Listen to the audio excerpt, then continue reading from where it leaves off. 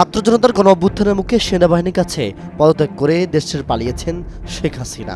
তবে বাংলাদেশের চলমান পরিস্থিতি এবং আওয়ামী লীগ সরকারকে ক্ষমতাচ্যুত করার পেছনে আমেরিকার হাত রয়েছে বলে জানিয়েছেন সাবেক প্রধানমন্ত্রী শেখ হাসিনা।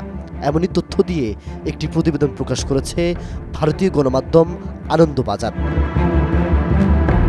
ওই প্রতিবেদনে বলা হয়েছে, নয়াদিল্লিতে পৌঁছানোর পর থেকে একাধিকবার ভারতের জাতীয় নিরাপত্তা উপদেষ্টা অজিত ডোভালের সঙ্গে দেখা করেছেন বাংলাদেশের সাবেক প্রধানমন্ত্রী শেখ হাসিনা।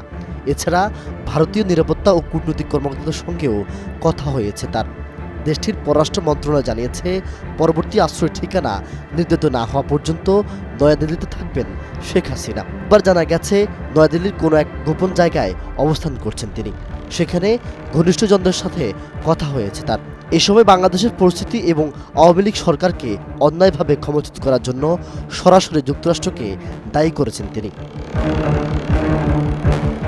হাসিনা জানিয়েছেন, সেন্ট মার্টিন ইস্যুতে তাকে ক্ষমতাচ্যুত করেছে যুক্তরাষ্ট্র। ভারতে পৌঁছে শেখ হাসিনার সঙ্গে যাদের কথা হয়েছে তাদের সূত্র জানানো হয়েছে, লাশের মিছিল যেন দেখতে না হয় সেই কারণেই পদত্যাগ করতে বাধ্য হয়েছেন তিনি।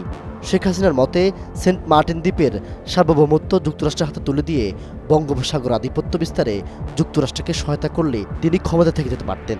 হাসিনা আরও জানিয়েছেন, এই কারণেই দেশ ছাড়ার মতো কঠিন সিদ্ধান্ত নিতে তিনি বাধ্য হয়েছেন।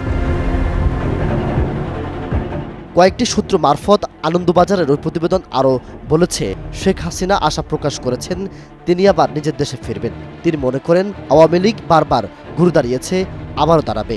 আওয়ামী লীগের শীর্ষ কর্তারা জানিয়েছেন, গত মে মাসে যুক্তরাষ্ট্রের দক্ষিণ ও মধ্য এশিয়া বিষয়ক সহসচিব ডোনাল্ড লু এর ঢাকা সফরের সঙ্গে এই ক্ষমতা পরিবর্তনের সম্পর্ক রয়েছে। চীন বিরোধী কিছু পদক্ষেপ নিতে শেখ হাসিনার উপর চাপ দিচ্ছিলেন লু, এমনই অভিযোগ করেছেন তিনি। জুনায়েদ আল হাবিব, কালের কণ্ঠ।